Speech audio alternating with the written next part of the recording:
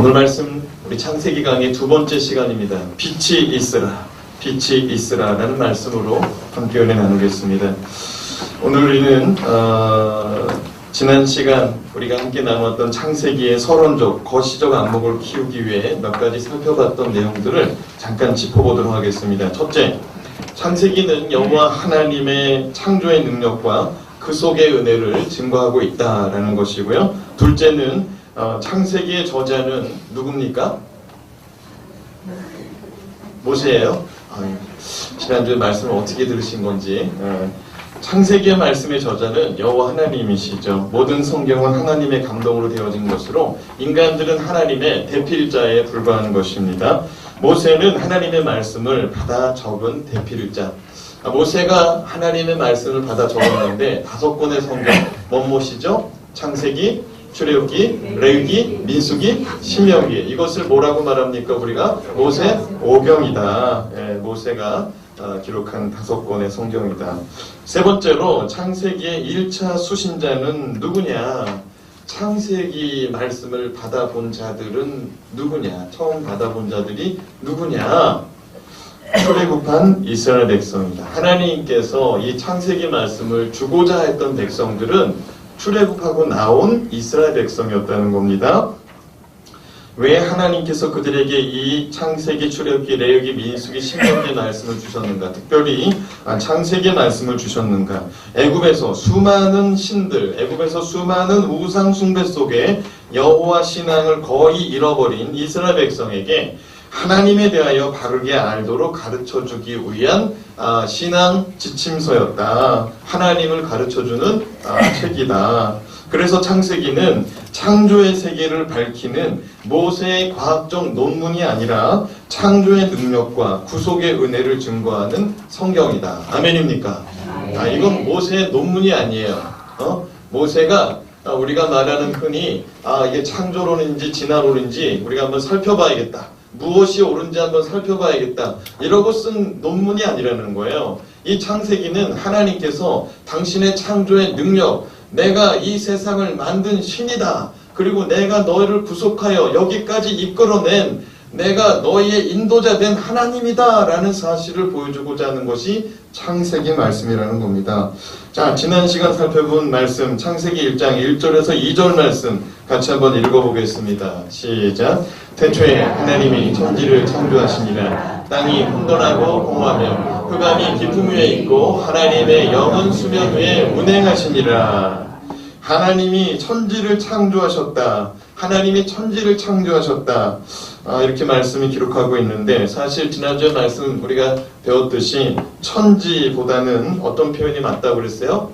지천이다 그랬습니다. 무슨 말이냐? 하늘과 땅 이런 순서로 창조한 게 아니고 땅을 먼저 창조하고 이후에 하늘을 창조했기 때문입니다.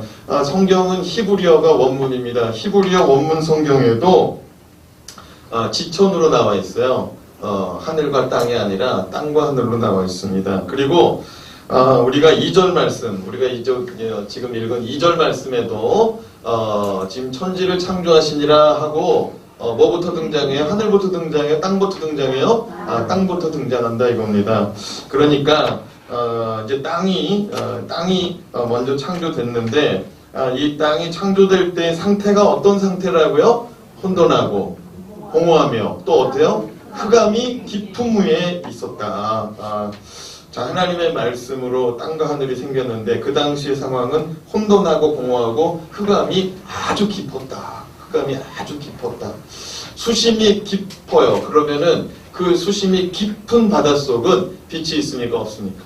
없습니다. 마치 우리가 보면은 수면 위에 하나님의 영은 수면 위에 운행하듯이 이 물이 가득 채워진 상태예요. 물이 가득 채워진 상태예요. 땅이 있지만 묻이 드러나지 않은 상태. 그래서 이 땅이 있지만 아주 물이 가득 채워진 상태이기 때문에 빛이 보이지 않습니다. 근데 이렇게 깊은 흑암 중에 있을 때에 하나님은 말씀하십니다. 뭐라고 말씀하셨습니까? 빛이 있으라. 따라합시다. 빛이 있으라. 캄캄한 가운데 땅은 혼돈스럽고 공허하고 흑암이 깊음 위에 있는데 하나님이 무엇이라고 말씀하셨느냐? 빛이 있으라. 자, 그렇다면 하나님이 이르시되 빛이 있으라 하시니 의 말씀을 통해 우리가 발견해야 될 영적 진리는 무엇인가? 첫째, 하나님의 말씀은 그대로 이루어지는 실제라는 것입니다. 따라합시다. 하나님의 말씀은 그대로 이루어지는 실제입니다. 아멘입니까? 3절 말씀 한번 다시 읽어봅니다. 시작. 하나님이 이르시되 빛이 있으라 하시니 빛이 있었고. 하나님께서 빛이 있으라 말씀하시니 뭐가 나타났어요? 빛이 나타났어요. 하나님의 말씀은 선포될 때 능력으로 나타납니다. 하나님의 말씀은 그대로 이루어지는 실제의 말씀입니다. 믿음으로 받으시기 바랍니다. 우리가 가지고 있는 이 성경 말씀, 구약, 신약 다 합하여 66권의 성경이거든요. 근데 이 성경 말씀 또한 하나님의 말씀입니다. 히브리서 4장 12절로 13절 말씀 우리가 같이 읽어보는데요. 우리가 손에 쥐고 있는 이 성경 말씀이 어떤 말씀인지 같이 한번 읽어보겠습니다. 시작. 하나님의 말씀은 살았고 운동력이 있어 좌우의 날선 어떤 검보다 예리하여 혼과 영과 및 관절과 골수를 찔러 쪼개기까지 하며 또 마음의 생각과 뜻을 감찰하느니 지으신 것이 하나라도 그 앞에 나타나지 않음이 없고 오직 만물이 우리를 상관하시는 이게 뭐예요? 중간에 바꿔치겠어요. 중간에 바꿔치겠어요? 히브리서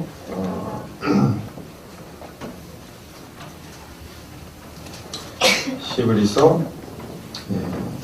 4장 12절로 13절.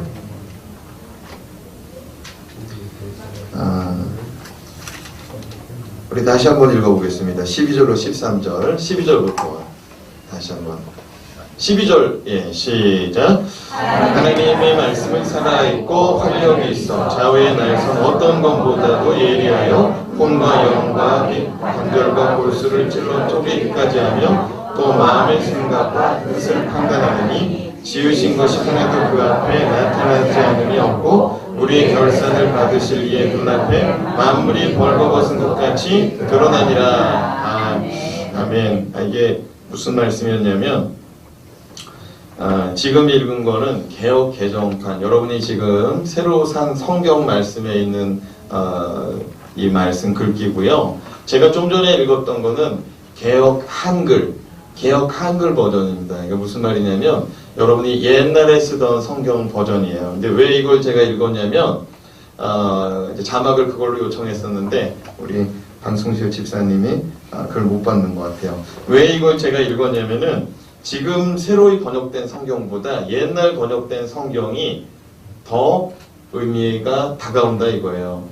잘 들어보세요. 하나님의 말씀은 살았고 운동력이 있어 좌우의 날선 어떤 검보다도 예리하여 혼과 영과 및 관절과 골수를 찔러 쪼개기까지 하며 또 마음의 생각과 뜻을 감찰하나니 지으신 것이 하나라도 그 앞에 나타나지 않음이 없고 오직 만물이 우리를 상관하시는 자의 눈앞에 벌거벗은 것 같이 드러나느니라.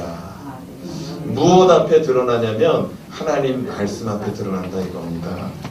하나님의 말씀은 살았고 운동력이 있습니다. 하나님의 말씀은 좌우의 날선 어떤 검보다도 더 예리합니다. 하나님의 말씀은 예리하여서 그 말씀이 칼과 같이 우리의 심령을 찔러 쪼갠다 이겁니다. 영도 쪼개고 혼도 쪼개는데 어디까지 쪼개냐면 우리 육신의 뼈마디까지 찔러 쪼갤 수 있다는 거예요. 뭐로? 말씀으로. 근데 이 말씀으로 관절과 혼과 골수를 찔러 쪼개기까지 하시는데 이 말씀이 오늘 말씀 히브리서 4장 12절로 보면은 또 마음의 생각과 뜻을 감찰하나니 하나님의 말씀이 사람의 마음도 살피고 있다 이겁니다. 네가 말씀을 안 지키는구나. 네가 말씀을 받고 나의 뜻에 돌이키는구나. 사랑하는 여러분, 하나님의 말씀 우리가 아멘으로 받잖아요. 그럼 이 말씀이 우리의 심령에 꽂히는 줄로 믿으시기 바랍니다. 우리 심령에 꽂혀가지고 이 말씀이 돌아요. 우리의 심령 가운데 돌아요. 우리의 육신의 뼈마디 가운데도 돌아요. 사랑하는 여러분, 예수 그리스도의 십자가의 죽으심은 우리 영혼의 구원뿐만 아니라 우리 육신의 질병도 치료하는 줄로 믿습니다. 내가 채찍에 맞음으로 너의 질병이 나음을 입었도다 라고 말씀하셨거든요. 이 말씀을 믿는 자들마다 하나님의 치유 역사가 나타나는데, 하나님의 말씀은 오늘 말씀과 같이 이 히브리서 4장에 있는 말씀처럼 뼛속뿐만 아니라 우리의 마음도 살핀다 이겁니다. 근데 여러분, 누가 내 마음을 보면은 마음이 편해요, 불편해요? 불편하죠. 하나님의 말씀을 듣다 보면은 어떤 때는 이 말씀이 정말 쫙쫙 달라붙을 때가 있어요. 야, 참 오늘 기가 막힌 말씀을 전하시는구나. 오늘 나에게 주시는 말씀이다. 오늘 나에게 주시는 말씀이야. 그런데 어느 날은 참 말씀이 힘드네, 힘들어. 나 들으라고 하는 건가? 저 집사 들으라고 하는 건가? 힘들어. 그럴 때가 있어요.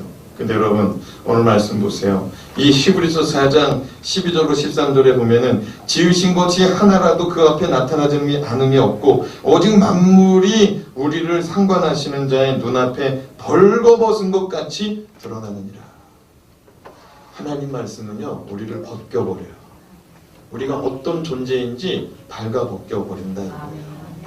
말씀을 듣다 보면은 내 인생의 중심이 무엇인지, 내 마음의 중심인지 다른 사람은 지금 모르지만 나는 지금 하나님 말씀 앞에 그 바늘기와 같은 그 작은 공간 안에 내 영혼이 서 있는 것만큼 불안할 정도로 내가 하나님 말씀 앞에 직면하게 된다고요.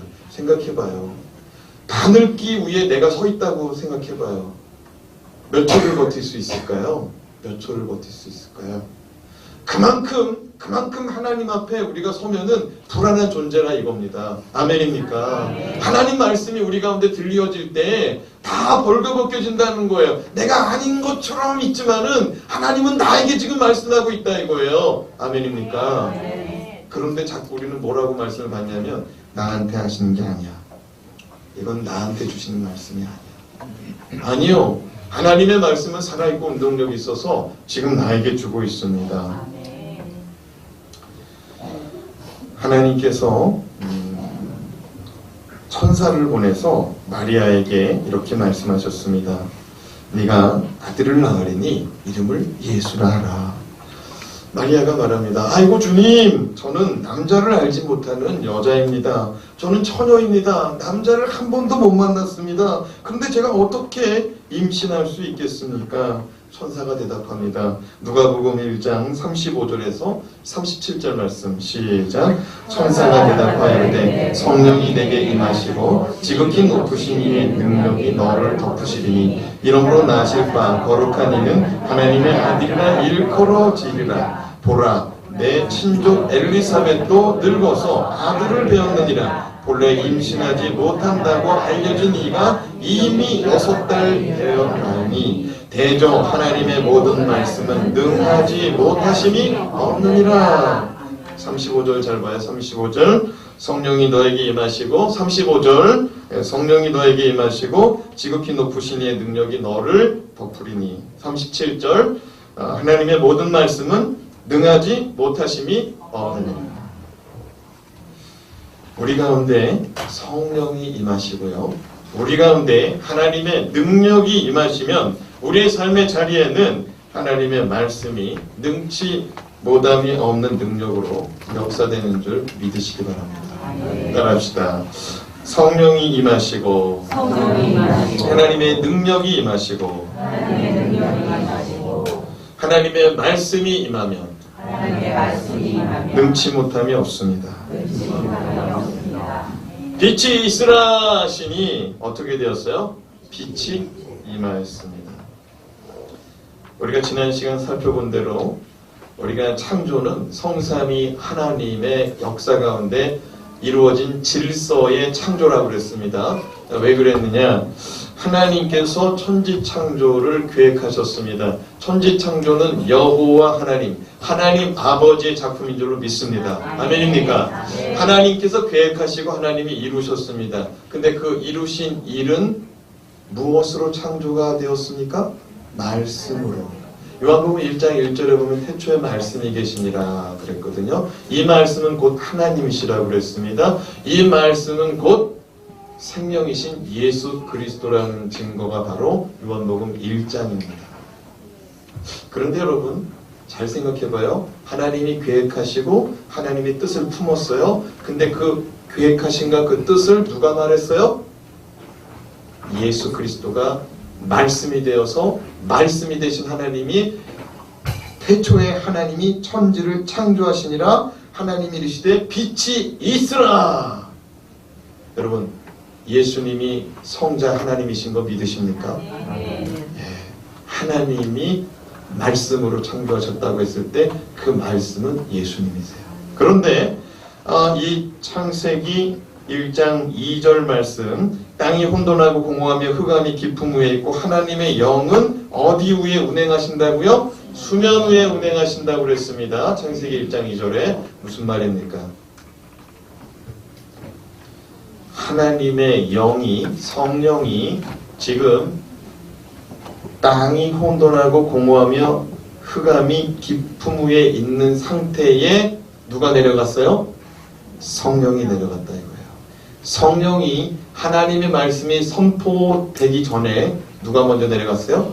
성령이 내려가서 예수님이 말씀을 선포하실 때 그 말씀을 누가 이루시려고 준비하고 있어요? 성령. 믿습니까? 우리의 성삼위일체 하나님의 창조의 역사예요. 하나님은 계획하시고 하나님의 마음에 뜻을 품으셨더니 그 마음을 헤아리고 그 마음을 이루건 예수 그리스도께서 하나님의 아버지의 마음을 대언하고 말씀하시고 성령은 그 창조 현장에 벌써 내려가서 운행하며 기다리고 있다는 거예요. 여러분 잘 생각해 보세요. 예수님이 이 땅에 오실 때 누구의 마음이 아프셔서 이 땅에 내려왔어요? 하나님 아버지의 마음. 왜? 하나님 아버지께서 당신의 자녀들이 다 어디로 떨어지게 생겼어요? 지옥불로 떨어지게 생겼어요. 다 죄지어서 모든 사람이 죄를 범하였으며 하나님의 영광에 이르지 못하더니 하나님 아버지가 하나님의 영광에 이르지 못하고 심판받아 죽게 될 영혼들을 안타까이 여기시니 예수 그리스도께서 이 땅에 내려온 것입니다. 예수 그리스도께서 이 땅에 내려오실 때 그가 공생애를 시작할 때 예수님이 성령 하나님께 부탁하십니다. 나의 사역을 도와달라. 성령 하나님이 없으면 내가 이 일을 이룰 수 없다고 예수님 고백합니다. 여러분 창조의 역사뿐만 아니라 구속의 역사도 성삼위일체 하나님은 한 마음으로 일하시는 분들인 줄로 믿습니다. 이것이 삼위일체 하나님이에요. 네? 한 몸에 하나님 아버지 머리, 예수님 머리, 성령님 머리 붙어 있는 게 삼위일체가 아니라 이겁니다. 부부는 뭐예요? 일심동체. 떨어져 있지만 나인 것처럼 창조의 역사 가운데 구속의 역사 가운데 하나님 아버지 예수님 성령님은 하나로 역사하시는 줄로 믿으시기 바랍니다. 그때 이 누가복음 1장 35절 37절 말씀하신 것처럼 천사가 나타나서 성령이 임하시고 하나님의 능력이 임하시고 말씀이 임하면 능치 못함이 없는 능력으로 역사한다고 가르쳐주니 인간적으로 도저히 임신할 수 없는 처녀의 상태의 몸인 마리아가 하나님의 말씀을 받기로 작정하니 임신이 되더라 이겁니다. 누가복음 1장 38절 말씀 읽겠습니다. 시작. 마리아가 이르되 주여 주의 여종이오니 말씀대로 내게 이루어지이다 하매 천사가 떠나가니라. 따라합시다. 마리아가 이르되 주의 여종이오니 말씀대로 내게 이루어지이다. 말씀대로 내게 이루어지이다. 여러분 우리가 주의 말씀을 받을 때 말씀대로 내게 이루어지기를 원합니다. 그 말씀이 내게 이루어지길 원합니다. 이 마음으로 받으면 이 말씀이 내 속에서 성령의 감동하신 가운데, 성령의 능력 가운데, 성령의 일하신 가운데 이루어진다는 사실을 믿으시기 바랍니다. 아멘. 어떤 분이 그러더라고요. 목사님, 나는 신앙생활 오래 했지만 난 다 믿어요. 하나님 말씀 다 믿어요. 다 믿는데 처녀가 잉태하고 처녀가 임신한다는 건 내가 못 믿겠어요. 나 이런 사람을 한 2사람 봤거든요. 실제로 다 믿는데 처녀가 임신하는 건 못 믿겠대요. 제가 그런 분들에게 묻고 싶습니다. 아니, 당사자인 마리아도 믿고 임신을 했다는데 당사자도 아닌 사람이 왜 안 믿겠다는 거예요? 당사자도 믿었다 이 말이에요. 임신할 수 없습니다 라고 본인 스스로가 너무나 잘 아는 그 처녀가 그럼 하나님 말씀이라면 제가 한번 믿어보겠습니다. 하나님 말씀이라면 제가 믿어보겠습니다. 하나님이 임신한다고 하면 그 임신한 아이가 예수 그리스도라면 제가 믿어보겠습니다 하니까 임신이 되더라는 거예요. 그래 임신하고 나서 보니까 진짜로 그 아들이 누구예요? 예수 그리스도라는 거죠. 사랑하는 여러분, 하나님의 말씀은 받아들일 때 역사가 일어나는 거지. 이게 과학적으로 어떤 말씀이냐. 이게 이제 어떻게 이 과학적인 이 절차 속에서 이루어진 프로세스냐. 그런 거 따지면은요, 이루어질 수가 없어요. 처녀가 임신하는 게 말이 됩니까? 불가능하죠. 여러분, 말씀으로 창조한다는 게 이해가 되세요? 불가능하죠. 그러나 성경은 말합니다. 태초에 하나님이 천지를 창조하시니라. 빛이 있으라 하시니 빛이 있었느니라. 하나님의 말씀은 선포적인 능력, 선포될 때의 능력인데 그 말씀이 선포될 때 그 말씀을 받는 자들에게도 동일한 역사가 나타난다 이것입니다. 따라합시다. 하나님의 말씀은 믿을 수도 있고 믿지 않을 수도 있습니다. 옆에 계신 분을 바라보며 당신은 어떤 분이십니까? 물어보세요. 당신은 어떤 분이십니까? 믿는 분이에요? 안 믿는 분이에요? 근데 어떤 분은 또 그러더라고요. 믿긴 믿는데 다 믿는 건 아니고. 사랑하는 여러분, 하나님의 말씀은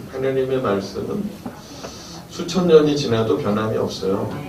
이게 사람의 말이었으면은 바뀔 수밖에 없어요. 근데 이게 하나님 말씀이기 때문에 바뀌지 않는 불변의 진리인 줄로 믿습니다.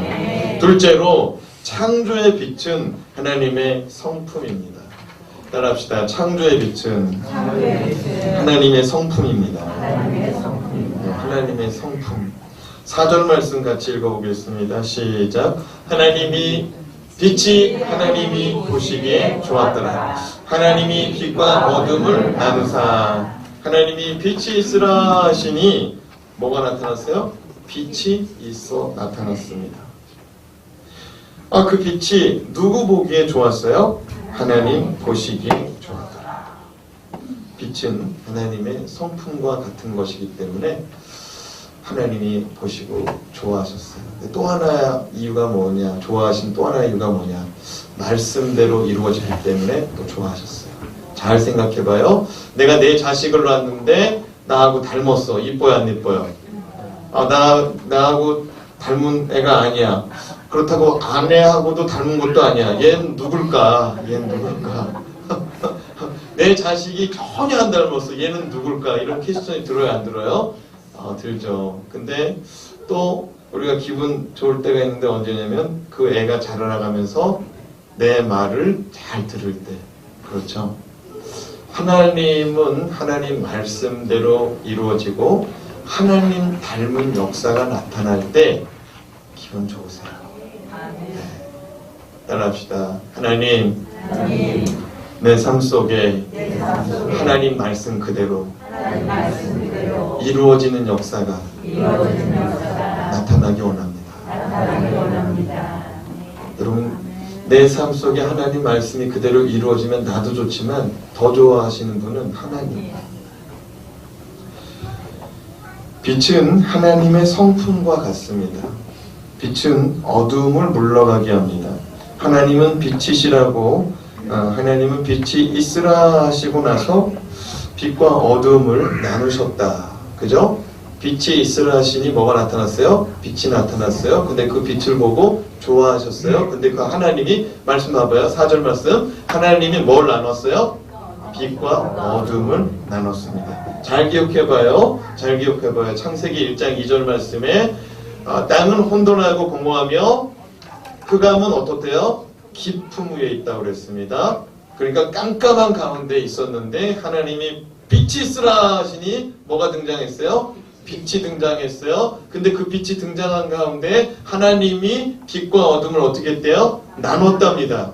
빛과 어둠을 나누는 주체자가 누구라고요? 하나님이시라는 거예요. 그런데 여러분, 그 빛이 등장하니 어둠이 물러가고 빛과 어둠이 극명하게 나뉘어졌다 이 소리인데, 여러분 집에서 캄캄한 밤 12시에 집 문을 열고 들어갔어요.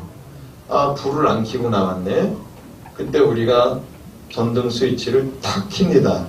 그러면 캄캄한 방이 어떻게 돼요? 갑자기 환해지면서 깜깜했던 건 다 어디로 갔습니까? 다 사라졌어요. 이 빛과 어둠은 공존할 수가 없는 것이 원칙이에요. 하나님이 그렇게 프로그래밍 하셨어요. 나누셨어요. 출애굽한 이스라엘 백성은 여호와 하나님께서 빛과 어둠을 나눈다. 하나님께서 빛과 어둠을 나누셨다라는 말씀을 체험한 사람들입니다. 이게 무슨 말이냐? 여호와 하나님께서 애굽에 내린 10가지 재앙 가운데 9번째 재앙, 몇 번째 재앙? 9번째 재앙은 애굽에 3일 동안 깊은 흑암을 내리는 재앙이었습니다. 흑암이 내렸는데 왜 애굽에 재앙이었을까요? 제가 출애굽기 강의 지금 수요일마다 하고 있잖아요. 10가지 재앙은 믿는 자들에게는 재앙이 아니라 뭐라고 가르쳤어요? 기적이다라고 그랬습니다. 믿는 자들에게는 재앙이 기적이지만 믿지 않는 자들에게는 기적이 아니라 재앙이라고 그랬어요. 자, 무슨 말이냐? 출애굽기 10장 21절로 23절 말씀에 보면은 이 흑암이 애굽 가운데 어떻게 내려졌는지 잘 알 수가 있어요. 애굽 사람들은 나일강의 신도 섬겼지만 태양신 태양의 신 라도 섬겼습니다. 이 태양신을 굉장히 추종했는데 그 태양신, 그 태양의 힘을 잃어버리게 했어요. 누가? 여호와 하나님이. 어떻게 잃어버리게 했는지 우리 출애굽기 10장 21절에서 23절 말씀 같이 읽어보겠습니다. 시작. 여호와께서 모세에게 이르시되 하늘을 향하여 내 손을 내밀어 애굽 땅 위에 흑암이 있게 하라. 곧 더듬을 만한 흑암이라. 모세가 하늘을 향하여 손을 내밀매 캄캄한 흑암이 3일 동안 애굽 온 땅에 있어서 그 동안은 사람들이 서로 볼 수 없으며 자기 처소에서 일어나는 자가 없으되 온 이스라엘 자손들이 거주하는 곳에는 빛이 있었더라. 여러분 이게 이해가 되십니까? 지금 우리가 살고 있는 이 시대는요, 이 태양은 보편적인 은혜예요. 이게 무슨 말이냐면은 모든 이에게 보편적으로 나눠주시는 은혜라 이겁니다. 그런데 하나님께서 애굽 사람들을 심판하실 때, 이집트 사람들을 심판하실 때에는 이 빛과 어둠을 나누었다 이겁니다. 이스라엘 백성들이 살고 있는 고센 땅, 이 나일강 지역의 삼각주 지역에는 하나님이 빛을 임하게 하고 있어요. 이 빛을 임하게 하고 있어요. 태양빛을 임하게 하고 있는데 애굽 사람들이 살고 있는 나머지 땅들은 이 빛은 사라지고 뭐가 임했다고요? 흑암이 임했다 이겁니다. 여러분 이게 가능한 일입니까? 이스라엘 사람들은요, 창세기 말씀을 받아들었을 때 하나님이 빛과 어둠을 나누게 하셨다라고 했을 때 그 말씀이 생생하게 기억나는 거예요. 아멘입니까?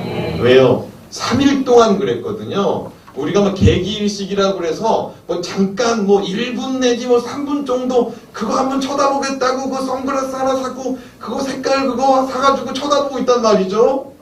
근데 그 정도가 아니었다 이거예요. 그거는 다 가려졌죠. 그런데 이거는요 3일 동안이라는 거예요.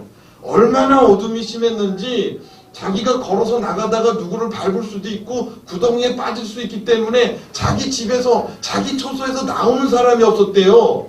얼마나 어둠이 심하던지. 그러니까 간신히 호롱불 하나 키워놓고 있었다 이겁니다.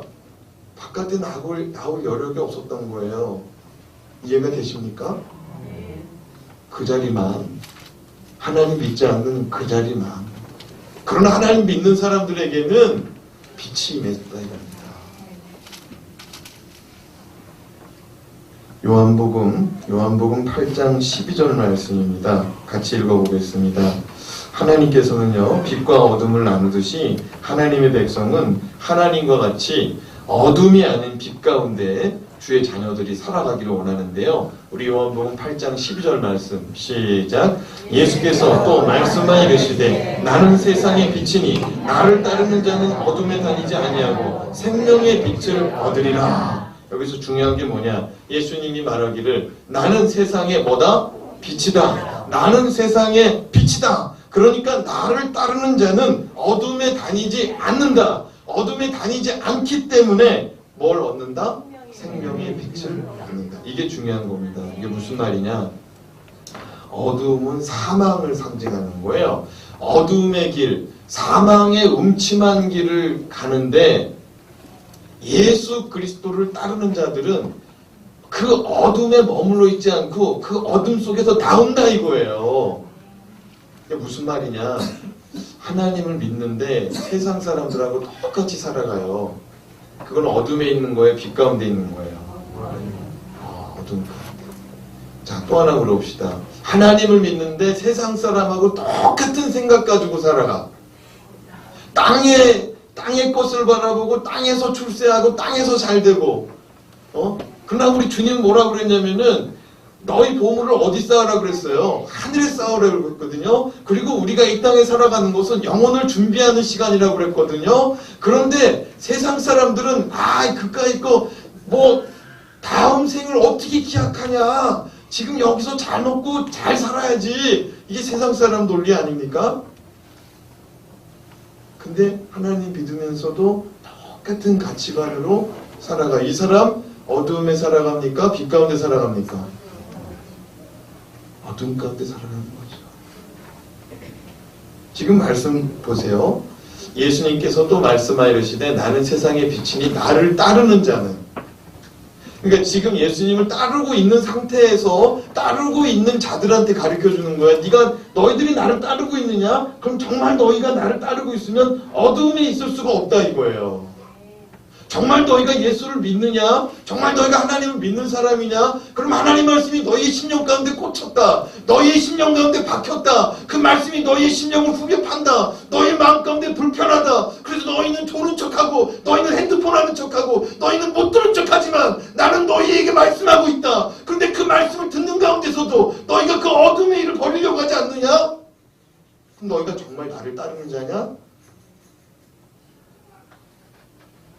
사랑하는 여러분, 정말 하나님을 믿는 자는 그 어둠의 일을 버리고 나온다 이거예요. 그럼 그 어둠의 길을 잘못 걸으면은 천길 낭떠러지로 떨어지는데, 어둠에서 나오면은 어떤 길이 사망의 길이요 어떤 길이 생명의 길인지를 알기 때문에 너희가 무엇을 얻는다? 생명의 빛을 얻는다. 믿습니까?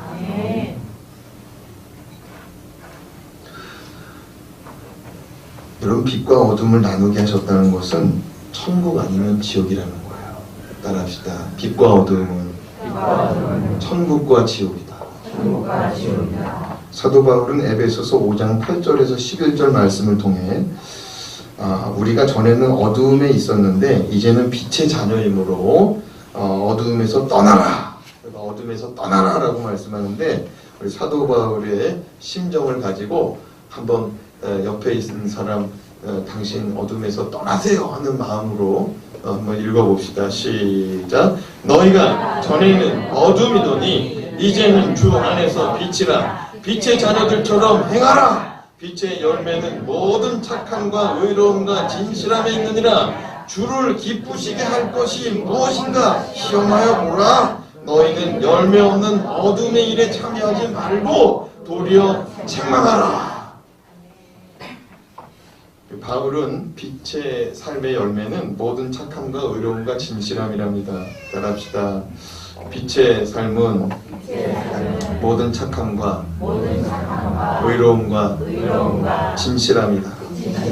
그러면서 한 가지 더 덧붙이는 것이 무엇이냐면 주 안에서 기쁘시게 할 것이 무엇인지 시험해보라. 그러니까 무슨 말이면 스스로 셀프 자가 질문하라는 거예요. 스스로 자기 마음에 시험해보라 이거예요. 이 일이 주님이 기뻐하시는 일이냐, 이 일이 주님이 기뻐하시는 일이냐 자문하여 시험해보라는 거예요. 어떤 일을 하는데 어떤 사람을 만나는데 이 일이 하나님이 기뻐하시는 일이냐, 이 만남이 하나님이 기뻐하시는 만남이냐 먼저 시험하고 그 일 가운데 임해보라는 거예요. 제가 이전에도 여러 차례 말씀을 드렸지만 신앙생활은 단순해요. 별거 아니에요. 하나님이 이거 기뻐하느냐, 하나님이 이거 싫어하느냐. 하나님 믿는데 어려울 거 하나도 없어요. 목사님 저는 교회 나온 지도 얼마 안 되고요. 하나님 말씀도 다 몰라요. 그러나 오늘 말씀에 뭐라고 그랬습니까? 너희가 전에는 어둠이더니 이제는 주 안에서 빛이라. 빛의 자녀들처럼 행하라. 빛의 열매는 모든 착함과 뭐라고요? 모든 착함과. 이제 착한 짓 하고 살아가시기 바랍니다. 의로움 가운데, 더러움이 아니라 의로움 가운데, 그리고 진실함 가운데. 여러분, 신앙생활의 척도 진실함입니다. 진실하냐, 진실하지 못하느냐, 그게 신앙이 병들었느냐, 거짓 신앙이냐, 거기서 판가름 납니다. 옆에 사람 바라보며 당신은 진실하십니까? 어려워요? 자기가 말을 뱉어놓고 지키느냐 안 지키느냐, 말을 하는데 거짓이 들었느냐 안 들었느냐. 여러분 신앙이 뭐 별건 줄 아십니까? 천국에 가봐야 뭐 보이는 건 줄 알아요? 지금 내 모습이 신앙의 척도예요. 지금 내 입에서 나오는 말이 내 발걸음이 어디로 향하고 있느냐, 그것이 신앙의 척도인 줄로 믿습니다. 그렇습니다. 빛과 어둠은 공존할 수가 없습니다. 하나님이 나누셨기 때문입니다. 그런데 우리는 빛의 자녀들임에도 불구하고 어둠에서 빛의 자녀가 아닌 것처럼 하고 살아갈 때가 있어요.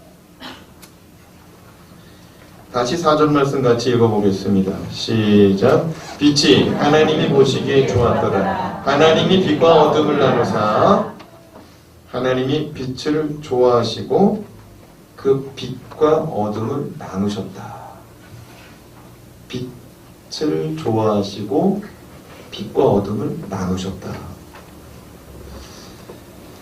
사랑하는 여러분, 하나님이 빛과 어둠을 나누셨으니 만약 빛의 자녀된 우리가 어둠의 자리에 있을 경우에 빨리 빛의 자리로 나오려고 애써야 될 줄은 믿습니다. 네? 그렇지 않으면 못 나와요. 그렇지 않으면 못 나와. 왜요? 죄라는 것은 점점 더 강화되고 점점 더 물들게 돼 있습니다. 술이 다 나쁘다라고 말하는 것은 아니지만 술을 마시되 어떻게 마시지 말라고 그랬어요? 취하지 말라. 근데 원초적으로 안 마시면 취할 일도 없죠. 여러분, 한 잔이 두 잔 되고 두 잔이 세 잔 되고 결국에는 취할 수밖에 없죠. 그래서 10번 기분 좋게 마시다가도 11번째 실수하면 그리스도인으로서 그것만큼 치욕스러울 때가 또 없어요. 아이고, 어떤 포주가 경찰에 잡혔는데 전화번호 다 추적하다 보니 거기 장로도 나오고 목사도 나오더라. 그게 얼마 전에 뉴스였어요. 몇 해 전에. 얼마만큼 추접스럽고 치욕스럽게 드러나게 됩니다. 죄라는 것은 처음에는 한 번만이라고 말하지만 나중에는 그 죄가 우리를 잡아먹어요.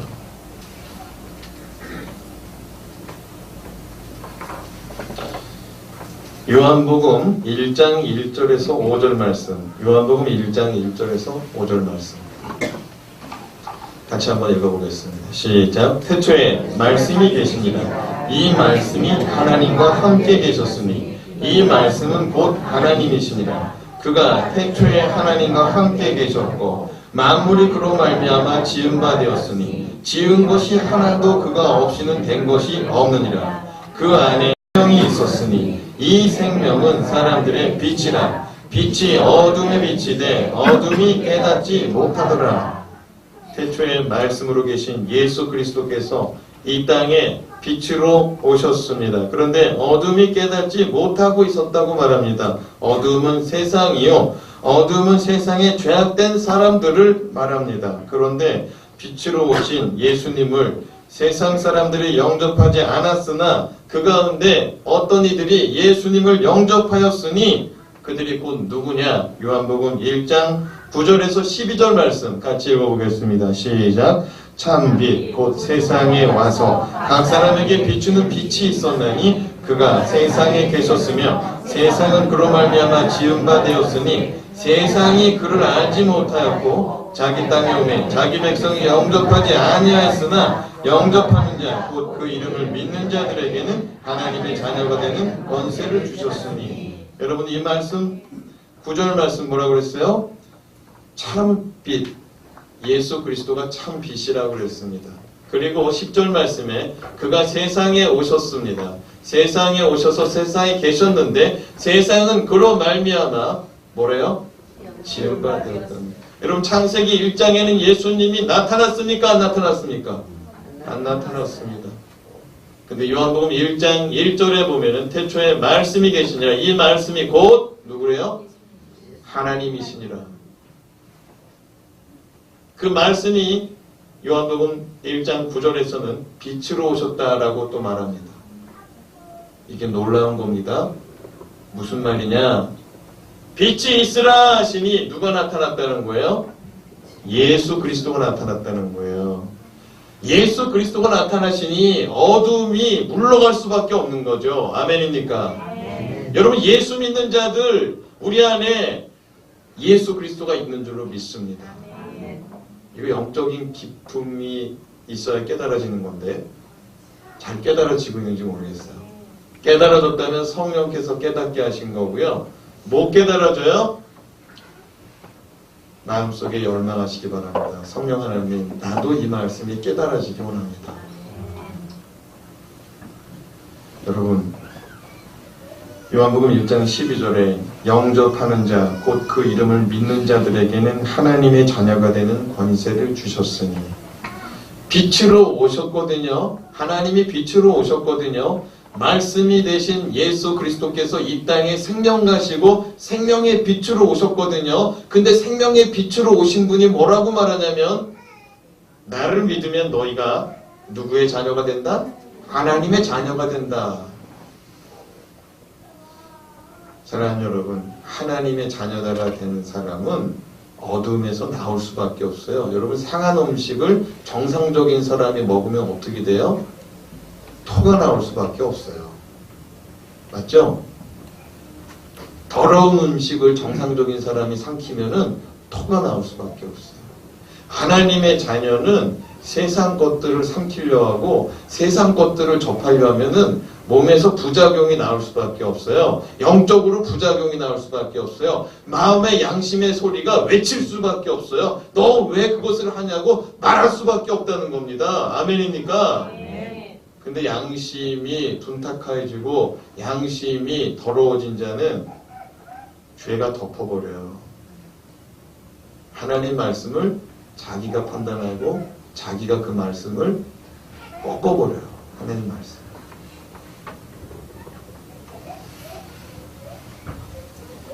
예수 그리스도를 영접하셨다면 어둠에서 빛으로 나오시길 주님 여러분 축원합니다. 마지막으로 창조의 빛은 자연과 인간의 한계, 시간을 만들어냅니다. 따라합시다. 창조의 빛은 자연과 인간의 한계, 시간을 만들어냅니다. 그러니까 자연과 인간의 한계가 뭐냐? 시간이에요, 시간. 이 땅에 있는 자연 만물은 다 한계가 있어요. 다 한계가 있다고요. 저 설악산에 있는 흔들바위도 언젠가는 저 풍랑에 헤어져서 떼굴떼굴 굴러갈 날이 있을 것입니다. 내가 예언하는 거예요. 왜? 그거는 하나님의 창조물이기 때문에 그거 닳고 달거든요. 700년부터 1000년 이상은 모른다. 그렇죠? 네. 과학자들도 아는 얘기인데 나도 알아요. 여러분 5절 말씀 읽어보면 이게 무슨 말인지 좀 더 이해가 명확해집니다. 5절 말씀 시작. 하나님이 빛을 낮이라 부르시고 어둠을 밤이라 부르시니라. 저녁이 되고 아침이 되니 이는 첫째 날이니라. 하나님은 빛을 만드시고 빛과 어둠을 구분하셔서 나누셨습니다. 그리고 빛을 뭐라고 불렀어요? 낮이다. 그리고 어둠을 뭐라고 불렀어요? 밤이다. 그리고 저녁이 되고 아침이 되니까 그것을 뭐라고 불렀어요? 첫째 날이니라. 그러니까 하루가 지났다 이겁니다. 최초의 시간적 개념이 등장하는 거예요. 처음에는 시간이 없었습니다. 하루, 이틀, 사흘, 나흘이 없었어요. 하루가 몇 시간입니까? 24시간, 24시간. 이 개념이 이때 처음 등장하는 거예요. 그전에는 하나님께서 영원 전부터 영원까지 그냥 운행하셨어요. 본인 스스로 왔다 갔다 하셨어요. 그러니까 시간이 필요 없었어요. 그런데 창조의 때부터 시간이 등장합니다. 그럼 창조를 왜 했을까요? 인간들을 위해서 했죠. 인간들을 위해서. 마지막 날 뭘 만들었어요? 사람을 만드시고 다스리고 통치하게 하자. 저들에게 주고 다스리고 통치하게 하자. 저들과 함께 우리가 교제하며 살아가자. 하나님께서 인간을 만드시고 인간에게 선물을 주셨어요. 인간은 영원한 존재가 아니기 때문에 인간이 살 수 있으려면 시간이 필요했던 것입니다. 이 땅 가운데 우리가 흔히 말하는 늙었다, 오래되었다, 기능을 다하였다, 생명력을 다하였다. 이 모든 말은 시간적 개념 아래 등장한 용어들입니다. 출발이 있었기 때문에 끝이 나타나는 것입니다. 아멘입니까? 하나님은 빛을 통하여 자연 물질 세계의 시간을 만들어내시고 물질의 세계에 인간의 한계를 규정하셨습니다. 우리가 말하는 24시간도 이때, 낮과 밤도 이때 등장합니다. 5절 말씀 다시 읽어보는데 한번 자세히 살펴보겠습니다. 시작. 하나님이 빛을 낮이라 부르시고 어둠을 밤이라 부르시니라. 저녁이 되고 아침이 되니 이는 첫째 날이니라. 사람은 밤에 뭐 해야 돼요? 자야 돼요. 식물들도 밤이 되면 활동을 멈추었다가 낮이 되면 광합성 작용하고 꽃도 피우고 열매도 맺는 거죠. 동물들도 밤이 되면 잠을 자고 또 낮에 활동합니다. 물론 반대의 성향의 동식물들이 있기는 하죠. 하지만 반대라도 낮에 자는 짐승은 또 밤에 활동하게 돼 있어요. 어느 때는 쉬어야 된다는 것입니다. 이게 무슨 말이냐? 요즘 사람들은 하나님이 낮과 밤을 만들어 놨는데 낮과 밤을 초월하려고 그래요. 뭘 밝혀놓고? 빛을 밝혀놓고. 왜 그럴까요? 더 많은 것을 가지려 하기 때문입니다. 안 자고 안 쉬고 조금 더 일하고 조금 더 공부하려 합니다.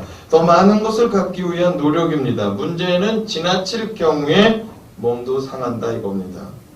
제가 시골에서 자라날 때 가루등이 저희 동네에 처음 들어왔어요. 어렸을 때거든요.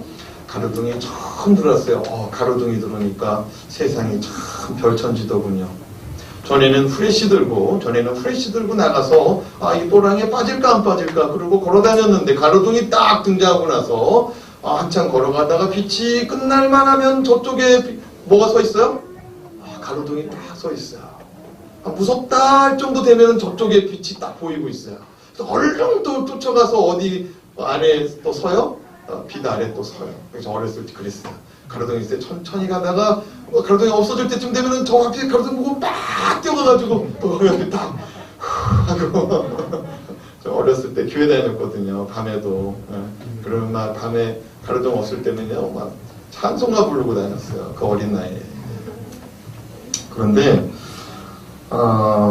문제는 가로등이 생기고 나서 무슨 일이 생겼냐면 밭작물의 수확량이 줄어들었어요. 그 주민들이 웅성웅성거렸어요. 그때 당시에. 저희 어머니도 이 가로등을 깨부셔야겠다. 그의 농사가 안 되는 거예요. 밤에 작물도 씌워야 돼요. 밤에 작물도 씌워야 돼요. 우리는 밤이 오면 우리의 한계를 인정할 수 있어야 돼요.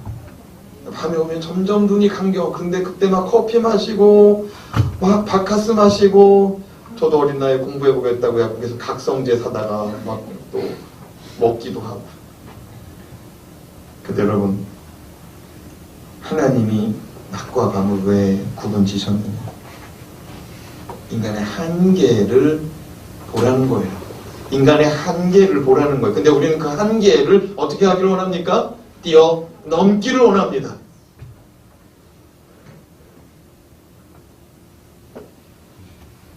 영국의 조지 히필드 목사님이 계십니다. 18세기에 영국과 미국에서 영적 대각성 운동을 일으킨 분 중에 하나입니다.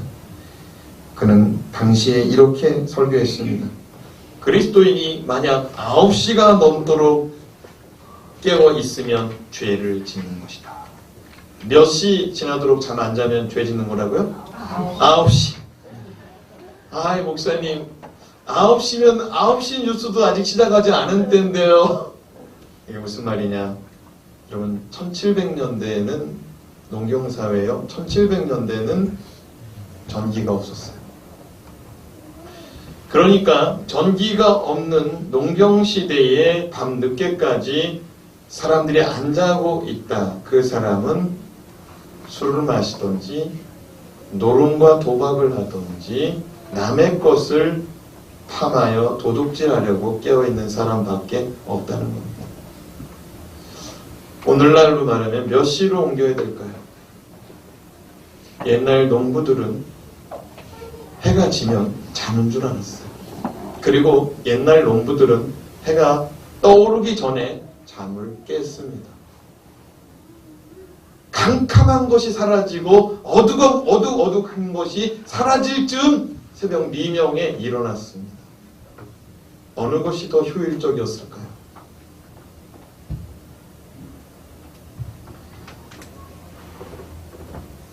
지금도 보세요. 밤늦게까지 집에 들어가지 않고 있는 사람이시고 정상적인 사람이 있는지 거의 없습니다. 대부분 밤늦게까지 집에 안 들어가는 사람은 문제가 있어요. 물론 일하느라고 그럴 수 있죠. 일하느라고.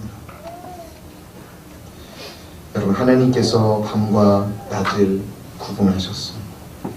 밤에는 잠을 자고 쉬도록, 다음날 아침 새 일을 하도록 하나님의 창조의 법칙을 세워놓았습니다.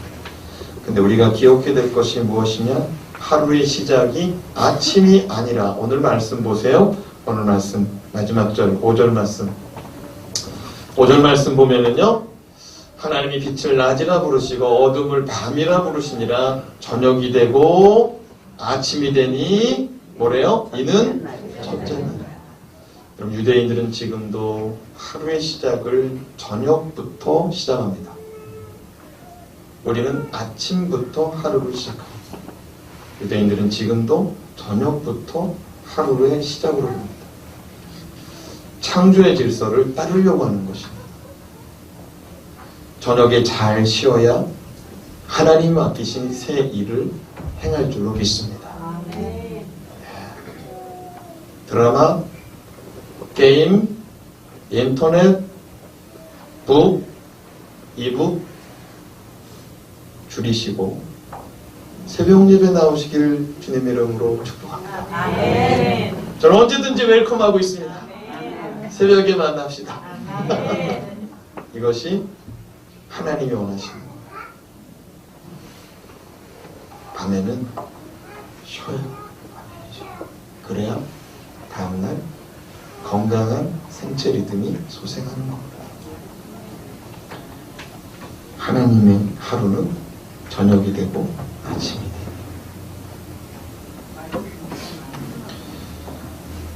하나님은 하루의 시간을 주시되 인간의 한계, 물질 세계의 한계를 설정하시고 창조의 질서에 순응하도록. 여러분 보세요. 건강이 나빠진 사람 치고 밤늦게까지 뭐 하려고 하는 사람 있어요? 공기 맑은 데 가서 일찍 자고 잘 먹고 운동하고, 그죠? 그게 창조의 질서. 오늘도 우리가 가진 능력을 신뢰하며 살아가기보다 나의 한계를 인정하며 창조주 하나님 아래에서 하나님의 도우심을 구하며 살아가는 복이 있는 주의 대표 되시길 주님의 이름으로 축복합니다. 또한 어둠의 자리에서 빛의 자리로 나와 빛의 자녀로 살아가는 거룩한 백성들이 되시길 주님의 이름으로 축원합니다. 축원합니다. 기도하겠습니다.